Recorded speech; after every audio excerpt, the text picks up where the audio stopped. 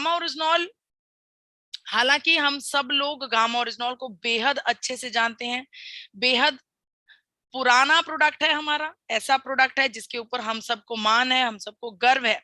इस प्रोडक्ट को घर घर तक पहुंचाने का जिम्मा उठा लिया है आरसीएम परिवार में, और हम बेहद गौरव के साथ, बेहद गर्व के साथ ये बात कह सकते हैं कि आरसीएम परिवार अपने वादों पर बिल्कुल खरा उतर रहा है। देखिए, गामा ओरिजिनॉल को हम सब लोग बेहतर तरीके से जानते हैं, बहुत सारी मीटिंग्स हम इस चर्चा में कर चुके हैं कि गामा ओरिजिनॉल की क्षमताएं क्या हैं, किस प्रकार ये मानव शरीर पर 17 प्रकार की बीमारियों पर रोकथाम का काम करता है। यहाँ तक कि अलग अलग बड़े बड़े डॉक्टर्स की वीडियोस के जरिए हम देख चुके हैं, ऐसे बड़े बड़े डॉक्टर्स जो अपने अपने स्ट्रीम के एक्सपर्ट्स हैं। Fortis hospital, max hospital, AIIMS hospital नई दिल्ली, बड़े बड़े अस्पतालों से जो डॉक्टर्स आ रहे हैं वो सब गामा ओरिजिनॉल को लेने की सलाह दे रहे हैं।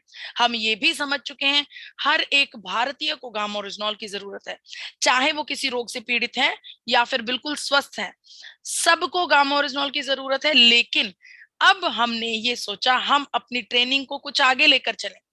आपको एक्सपर्ट बनाना है, आपको डॉक्टर्स बनाना है, तो आपको और गहरा जानकारी देंगे। अब हमने पर्टिकुलर डिजीज के ऊपर एक प्रॉपर, जिसको हम कह सकते हैं, सीरीज स्टार्ट की है।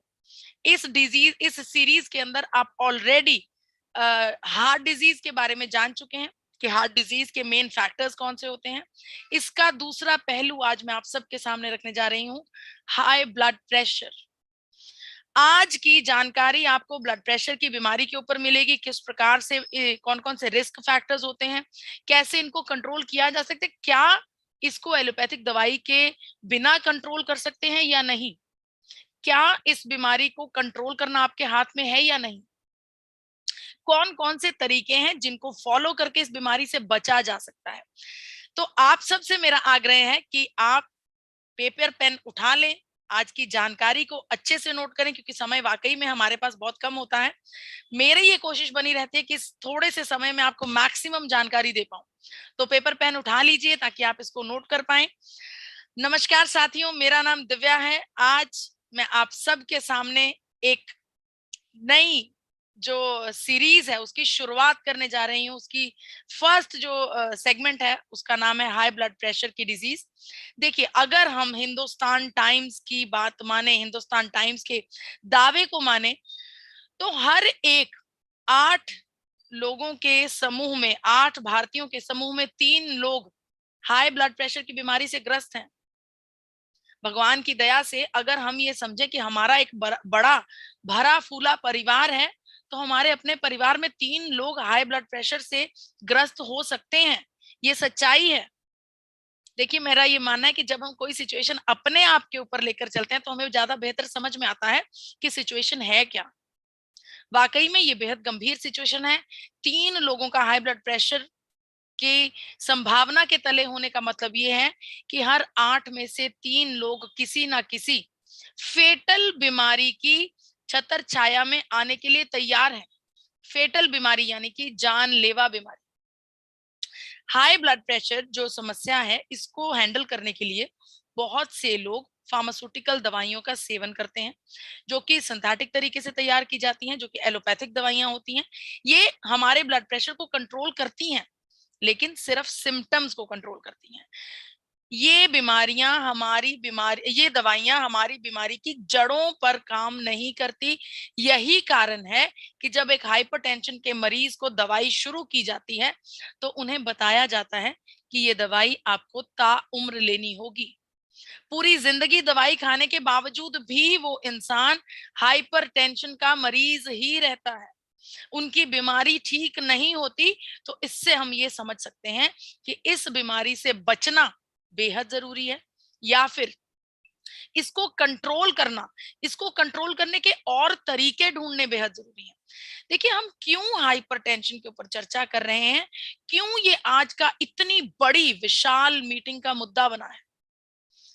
सबसे पहले मैं आपको बता दूं कि हाइपरटेंशन होता क्या है। हाइपरटेंशन, हमारे शरीर में हर एक ऑर्गन को ब्लड की जरूरत है, और हमारे शरीर में ब्लड पहुंचाने का काम हमारा हृदय करता है। हमारा हृदय जिस प्रेशर से उन ऑर्गन्स के पास ब्लड पहुंचाता है, जिस प्रेशर से ब्लड को छोड़ता है, उस प्रेशर को ब्लड प्रेशर कहा जाता है।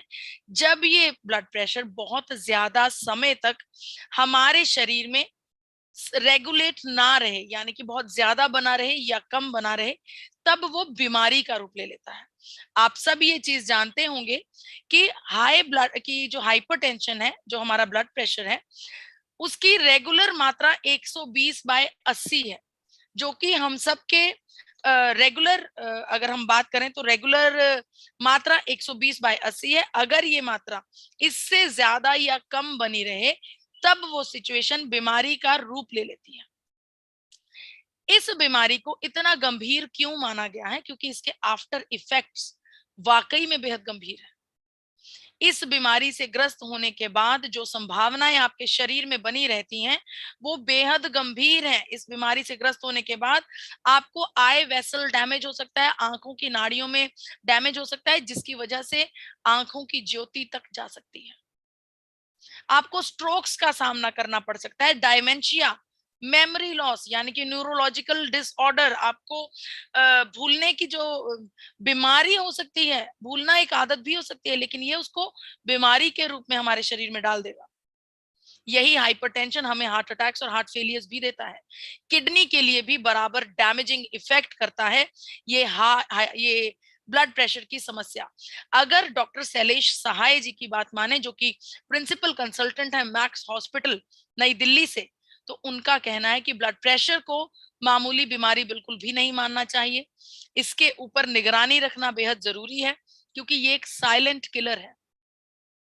साइलेंट किलर इसलिए कहा जा रहा है क्योंकि कई बार हम अपने आसपास देखते हैं कि कोई व्यक्ति बिल्कुल स्वस्थ है, उनको कोई भी बीमारी नहीं है, ना ब्लड प्रेशर की बीमारी, ना डायबिटीज, ना कोलेस्ट्रॉल बढ़ा हुआ है, बिल्कुल स्वस्थ है, लेकिन सुनने में आता है कि चलते चलते कहीं गिर गए, स्ट्रोक आ गया, हार्ट अटैक आ गया और उनकी बेशकीमती जिंदगी खत्म हो गई। अगर जांच की जाए तो पता चलता है कि उनका ब्लड प्रेशर एकदम से शूट अप हुआ, हाई ब्लड प्रेशर हुआ, जिसने उनको डैमेज किया और उसके बाद उनकी बहुमूल्य जिंदगी बिल्कुल फिनिश। इसलिए इसे बेहद गंभीर बीमारी माना गया है। इस बीमारी से बचना बेहद जरूरी है। कई बार क्या होता है, ऐसा नहीं है कि ये बीमारी एकदम से हमारे शरीर में आती है और हमें पता नहीं चलता। इस बीमारी को समझने के लिए जरूरी है कि कुछ सिम्टम्स के ऊपर हम ध्यान दें। कई बार किसी को रोजाना या हर दूसरे दिन हेडेक्स की समस्या हो सकती है। हम क्या करते हैं, पिल खाते हैं, सर दर्द की पिल खाते हैं, सर दर्द ठीक, और हम उसे भूल जाते हैं। हम तवज्जो नहीं देते कि क्यों मुझे महीने में इतनी बार सर दर्द रह रहा है, क्या कारण है कि मेरा ये सर दर्द हर तीसरे दिन उठ रहा है। कई बार ऐसे लोग भी होते हैं जो अपने नॉर्मल दिनचर्या के कामों में ही फटीग महसूस करते हैं, थकान महसूस करते हैं। हालांकि हमें अपने नॉर्मल दिनचर्या के कामों में थकावट नहीं होनी चाहिए। अगर हम कुछ एक्स्ट्रा एफर्ट कर रहे हैं, कुछ एक्स्ट्रा वर्जिश कर रहे हैं, बहुत ज्यादा मजदूरी वाला, मेहनत वाला काम कर रहे हैं, तब थकावट होनी नॉर्मल बात है। लेकिन आजकल तो मशीनों का दौर है, हर एक काम आसान हो गया है, तो फटीग नहीं होनी चाहिए। इसकी तरफ ध्यान देना बेहद जरूरी है। भारतीय लोग अपनी स्वास्थ्य के लिए इतने ज्यादा फ्री हैं, इतने ज्यादा कूल हैं, मैं कहना चाहूंगी कि कई बार चेस्ट पेन को भी, जो रेगुलर समय समय पर होने वाली चेस्ट पेन को भी सिंपल गैस का दर्द बता देते हैं। कितनी बार हम ये देखते हैं कि हमारे शरीर में कुछ पेन हो रहा है, हम ये सोचते हैं अरे फलानी चीज खाई थी, शायद इस वजह से गैस हो गई। हम ध्यान नहीं देते। इन सिम्टम्स को नजरअंदाज ना कीजिए।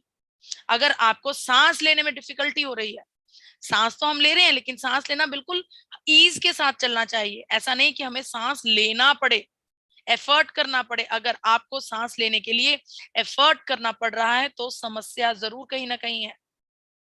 और अगर आप बात बात पर, छोटी छोटी बातों पर झगड़ा कर रहे हैं, अगर आपको गुस्सा आ रहा है, अगर आपको फ्रस्ट्रेशन हो रही है, तो इसका मतलब ब्लड प्रेशर हाई है। इन चीजों को बिल्कुल भी नजरअंदाज नहीं करना चाहिए। कई बार ऐसा भी होता है कि हमारी बीमारी कोई भी सिम्टम नहीं दिखाती, हम डॉक्टर के पास जाते हैं नॉर्मल चेकअप के लिए, वहां जाकर पता चलता है कि ब्लड प्रेशर बहुत हाई है। और हाई ब्लड प्रेशर की मेडिकेशन शुरू हो जाती है। ऐसा भी हो सकता है, इसीलिए डॉक्टर शैलेश सहाय ने इसे साइलेंट किलर का नाम दिया। अगर मैं आपको बताऊं कि ऐसे कौन से रिस्क फैक्टर्स हैं जिनकी वजह से हाइपरटेंशन की समस्या होने की संभावना बहुत ज्यादा बढ़ जाती है, तो उनमें टॉप मोस्ट पहली बात है सिगरेट का सेवन। सिगरेट स्मोकिंग करना बिल्कुल छोड़ दीजिए। हालांकि हर एक व्यक्ति के लिए सिगरेट और शराब का सेवन बिल्कुल भी सेहतमंद नहीं है, लेकिन जिन लोगों को हाइपरटेंशन की समस्या की संभावनाएं ज्यादा है, देखा गया है कि वो सिगरेट का सेवन, सिगरेट जरूर इस्तेमाल करते होंगे। दूसरी बात, अगर आपकी वजन बहुत ज्यादा बढ़ा हुआ है, तब भी हाइपरटेंशन होने की समस्या बिल्कुल हो सकती है। तीसरा फैक्टर जो रिस्क फैक्टर है वो है sedentary lifestyle, lack of exercise. अगर आप सुबह तैयार होकर अपनी गाड़ी में बैठकर दफ्तर गए, दफ्तर में अपनी चेयर पर बैठ गए, अपना काम किया, और उसके बाद अगर आप घर पर गए और बिस्तर पर जाकर बैठ गए, इट मींस आपका सीडेंटरी लाइफस्टाइल है। सीडेंटरी लाइफस्टाइल बिल्कुल भी नहीं होना चाहिए, क्योंकि ऐसा करने से आपके शरीर में ब्लड का सर्कुलेशन में समस्या आ सकती है। तो आपको दिन में 30 मिनट एक्सरसाइज करना बेहद जरूरी है। चौथी बात, अगर आपका सोडियम इंटेक बहुत ज्यादा है, आप चाट मसालों वाली चीजें खा रहे हैं, अचार खा रहे हैं, चटनियां खा रहे हैं, फ्रूट्स के ऊपर नमक डाल रहे हैं, सैलड के ऊपर नमक डाल रहे हैं, अपने कर्ड के ऊपर आप नमक डाल रहे हैं, अलग से बिल्कुल खत्म कर दीजिए, बिल्कुल छोड़ दीजिए। ये भी एक बड़ा कारण है हाइपरटेंशन का। एक बात आपको मैं बताना चाहती हूँ, अगर आपके परिवार में आपके पिताजी या आपके फोर फादर, अगर उनको ब्लड प्रेशर की समस्या 60 साल की उम्र से पहले हुई है, अगर उनको ब्लड प्रेशर की समस्या 60 साल की उम्र से पहले हुई है, तो आपके जीवन में दोगुनी संभावनाएं हैं कि आपको ब्लड प्रेशर उनसे कम उम्र में होने वाला है। इसके अलावा कोशिश कीजिए स्ट्रेस में कम से कम रहें, अपने जीवन में से स्ट्रेस को निकाल दीजिए। स्ट्रेस से हमें कुछ भी नहीं मिलता, किसी समस्या का हल नहीं होता। स्ट्रेस करने की बजाय सोचिए कि समस्या का हल क्या है। इसके अलावा अगर मैं आपको बताऊं कि हम बिगनिंग में, बिल्कुल शुरुआत में हाइपरटेंशन को मैनेज कर सकते हैं बिना दवाइयों से। आपको डाइट मॉडिफिकेशंस करनी होगी, अच्छा खाना खाना होगा, घर में बना हुआ खाना खाना होगा, और ज्यादा से ज्यादा फ्रूट्स सीरियल्स का उपयोग करना चाहिए। इसके अलावा अगर आप लाइफस्टाइल चेंजेस करते हैं, एक्सरसाइज को अपने जीवन में ऐड करते हैं, तब भी आप हाइपरटेंशन की बीमारी से बच सकते हैं। और इतनी खूबसूरत नेचर, अगर नेचर के आसपास आप रहें, तब भी हाइपरटेंशन की समस्या नहीं होती, क्योंकि नेचर के आलिंगन में रहने से आपको स्ट्रेस हो ही नहीं सकता। इसके अलावा अगर आप अपने भोजन को चेंज कर लें, फ्रूट्स एंड वेजिटेबल्स का सेवन करना शुरू कर दें, अच्छा खाना, घर का बना हुआ खाना, शाकाहारी खाना इस्तेमाल करना शुरू कर दें, तब भी ब्लड प्रेशर से बचा जा सकता है। रोजाना एक्सरसाइज करना बेहद जरूरी है। अपनी क्षमता के अनुसार आप उस एक्सरसाइज को सिलेक्ट कर सकते हैं। प्रोसेस्ड फूड बिल्कुल छोड़ देना चाहिए। हालांकि टेस्ट में आपको अच्छे लग सकते हैं, लेकिन ये आपको जीरो बेनिफिट देते हैं। इसके अलावा स्ट्रेस फ्री रहने की कोशिश कीजिए। म्यूजिक का भी आप सहारा ले सकते हैं, नेचर के आसपास रह सकते हैं, मेडिटेशन कर सकते हैं, योगा कर सकते हैं अपने आप को स्ट्रेस फ्री रखने के लिए। और लास्ट बात, ब्लड प्रेशर को रेगुलरली चेक करना बेहद जरूरी है, क्योंकि ये साइलेंट किलर भी हो सकता है। तो जरूरी नहीं कि आपके जीवन में लक्षण आपको नजर आए या फिर आपको कोई समस्या आए। अगर आप महीने में एक बार से लेकर 2 बार, एक बार या 2 बार अपने ब्लड प्रेशर को रेगुलरली चेक करते हैं, तब भी आप इस आने वाली समस्या से बच सकते हैं। इसके अलावा अगर आपको नेचर की सपोर्ट की जरूरत है, जो कि बहुत ज्यादा पावर के साथ, बहुत ज्यादा भरपूर एनर्जी के साथ आपके ब्लड प्रेशर को रेगुलेट कर पाए, तो माँ प्रकृति का बेशकीमती नायाब तोहफा हम सब के पास है, गामा ओरिजिनॉल। जी हाँ, चावल की भूरी परत में से लिया जाने वाला सफेद रंग का आइसोलेटेड पाउडर है गामा ओरिजिनॉल।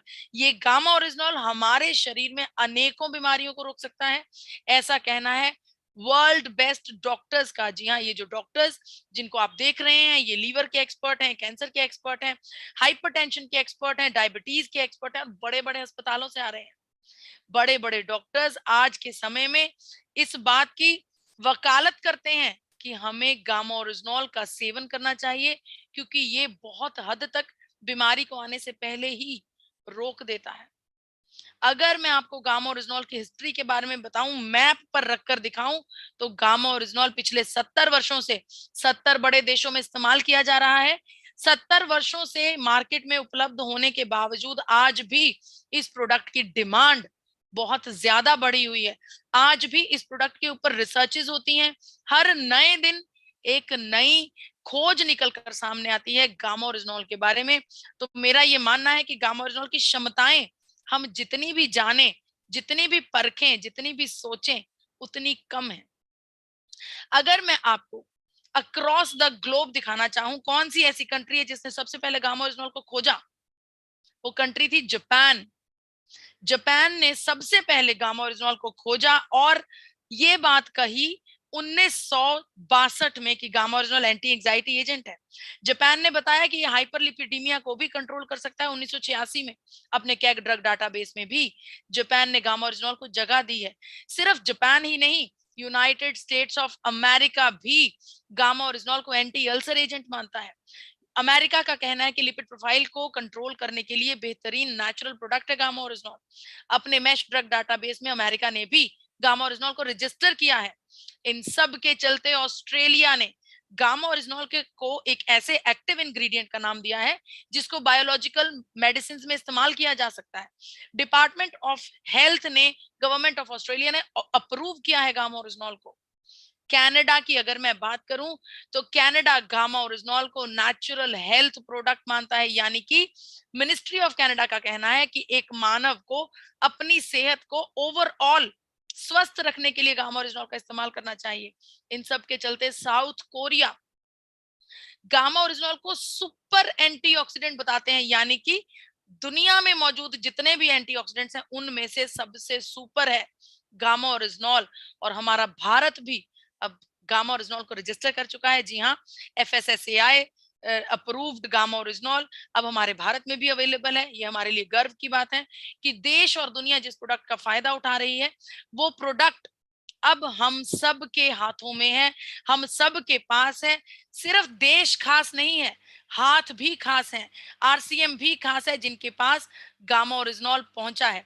अब मैं आप सबके सामने क्लिनिकल ट्रायल्स रखना चाहती हूँ, वो रिसर्च पेपर्स रखना चाहती हूँ, वो स्टडीज रखना चाहती हूँ जिनसे ये बात पता लगी। 82 लोगों के एक ग्रुप को लिया गया जिनको 41 पेशेंट्स के 2 पार्ट्स में डिवाइड किया गया। एक ग्रुप को सिर्फ ब्लड प्रेशर की दवाई दी गई, दूसरे ग्रुप को ब्लड प्रेशर की दवाई के साथ गामा ओरिजिनॉल भी दिया गया। आप हैरान हो जाएंगे कि रिजल्ट ये निकला कि ग्रुप ए, जिनको सिर्फ ब्लड प्रेशर की दवाई दी जा रही थी, उनका ब्लड प्रेशर बिल्कुल नॉर्मल रहा, जैसा नॉर्मल चलता है उनका। लेकिन जो वो दूसरा ग्रुप था जिनको दवाई के साथ गामा ओरिजिनॉल भी दिया जा रहा था, उनका सिस्टोलिक और डायासिस्टोलिक दोनों ब्लड प्रेशर्स में बेहतरीन इंप्रूवमेंट पाई गई। तो अलग अलग रिसर्च पेपर्स, अलग अलग स्टडीज इस बात का दावा करती हैं कि गामा ओरिजिनॉल हमारे शरीर में ब्लड प्रेशर को रेगुलेट करने की नायाब क्षमता रखता है। भारत ने भी गामा ओरिजिनॉल को हाई ब्लड कोलेस्ट्रॉल को कंट्रोल करने वाला एक नायाब तत्व एंटीऑक्सीडेंट के रूप में रजिस्टर किया है। यहाँ पर एक बात ध्यान देने योग्य है, अगर आप अपनी दवाई के साथ गामा ओरिजिनॉल का सेवन कर रहे हैं या फिर अपने किसी प्रियजन को करवा रहे हैं, तो उनको ये बात कहनी बेहद जरूरी है कि गामा ओरिजिनॉल से आपका ब्लड प्रेशर रेगुलेट होगा। ये तो 100% बात है, ये तो कंफर्म है कि आपका ब्लड प्रेशर रेगुलेट होगा। लेकिन साथ ही में आपको डॉक्टर से परामर्श करते रहना है, अपने ब्लड प्रेशर को मॉनिटर करते रहना है, क्योंकि गामा ओरिजिनॉल के साथ आपके ब्लड प्रेशर की जो दवाई है उसकी डोजेज जरूर कम की जाएगी, क्योंकि आपका ब्लड प्रेशर नेचुरली रेगुलेट होने लगेगा। तो गामा ओरिजिनॉल को हमें अपनी डाइट में ऐड करना है। ऐसा नहीं, इसे दवाई नहीं समझना कि सुबह की डोज भूल गए, रात की डोज भूल गए, अरे कल को ले लेंगे, सुबह 2 ले लेते हैं। ये दवाई नहीं है, ये भोजन है, ये पोषण है। जिस प्रकार से दिन में 2 बार 3 बार बैठकर इत्मीनान से आप अपना भोजन करते हैं, उसी प्रकार से आप सबको गामा ओरिजिनॉल का सेवन भी करना चाहिए। इसके लगातार लंबे समय तक सेवन से आपको इसके और अनेकों फायदे अपने आप महसूस होंगे। अनेकों टेस्टिमोनियल्स ऐसे हैं, अनेकों अ,